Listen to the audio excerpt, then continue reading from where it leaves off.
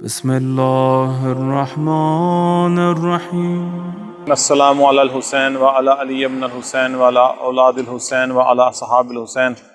عزیزان گرامی قدر، جیسا کہ آپ کو پتہ ہے کہ محرم و سفر، اس میں انسان زیادہ سے زیادہ امام حسین اور ان کے اعوان و انصار شہدائے کربلا، اسیران کربلا کو یاد کرتا ہے، اور ایک مرد مومن کے لیے ضروری بھی ہے کہ اس کو چاہیے کہ کم از کم محرم اور سفر میں، ویسے تو طول سال ہی محمد و آل محمد کو، بالخصوص امام حسین کو، ان کی یاد کو یاد رکھنا چاہیے، لیکن محرم و سفر میں بالخصوص۔ اور کامل زیارت میں امام جعفر صادق علیہ السلام سے ایک حدیث ہے کہ وہ فرماتے ہیں کہ جب بھی اگر آپ امام حسین کا نام لکھا ہوا یا جب بھی آپ امام حسین کا نام سنیں تو کم از کم ایک دفعہ یا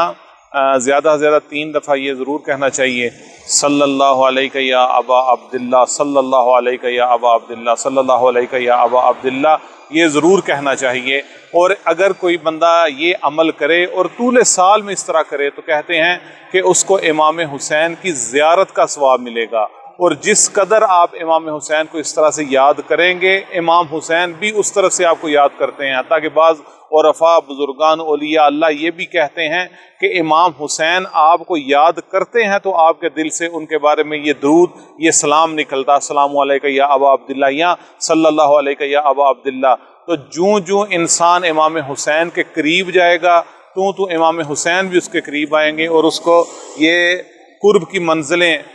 اس کو حاصل ہوں گی، اور امام حسین ہی وہ واحد ذریعہ ہے جس کے ذریعے سے انسان سیر و سلوک کی منازل کو بڑی آسانی کے ساتھ، یعنی ایک بہت شارٹ کٹ راستہ ہے امام حسین کا۔ دوسرا ذکر جو محرم و سفر میں زیادہ سے زیادہ کرنا چاہیے وہ یہ ہے کہ جب بھی یاران امام حسین یعنی شہدائے کربلا کو جب آپ یاد کریں، جب ان کا ذکر آئے تو یہ کہیں، یا لیتنی کنت معہم فافوز فوزا عظیما، کہ اے کاش میں بھی کربلا کے میدان میں ہوتا تو میں بھی امام حسین کے اعوان و انصار کے ساتھ، بالکل اسی طرح جس طرح ان کے اعوان و انصار اس دنیا سے گئے ہیں، میں بھی اسی طرح ان کے ساتھ مل جاتا۔ خدا کی ذات مجھے بھی یہ توفیق عطا فرماتی۔ اور تیسرے نمبر پہ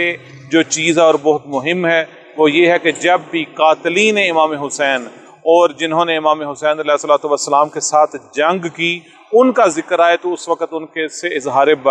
براءت کا ضرور اعلان کرے، جیسے کہتے ہیں اللہم العن قتلۃ الحسین و اصحابہ، کہ امام حسین علیہ السلام کے قاتلین پر لعنت بھیجتے ہوئے۔ تو ان چیزوں کا ضرور خیال رکھنا چاہیے کہ امام حسین کے قاتلین پر بھی لعنت بھیجیں۔ اگر قاتلین پر لعنت بھیجیں گے تو یہ اس چیز کا اظہار ہوگا کہ امام حسین کے ساتھ جنہوں نے بھی جنگ کی، جنہوں نے بھی ان کے قتل میں حصہ لیا، ہم ان سے بیزار ہیں۔ لیکن ان چیزوں کو پڑھنے کا فائدہ تب ہوگا جب انسان فکر کے ساتھ اس عمل کو انجام دے۔ جب امام حسین پر درود بھیجے تو اس چیز کا یہ ذہن میں رکھے کہ خدا کی ذات ان کے اوپر بے پایان درود بھیج رہی ہے، اور اس درود کے ذریعے سے میں نے قرب خدا تک پہنچنا ہے۔ اور جب امام حسین کے اعوان و انصار کو یاد کرے تو اس وقت اس کے ذہن میں یہ ہونا چاہیے کہ جس طرح کہ ان کے اعوان و انصار نے ہر طرح کی مصیبت، ہر طرح کی مشکلات و پریشانیوں پر صبر بھی کیا، تحمل بھی کیا، اور استقامت کے ساتھ اپنے امام وقت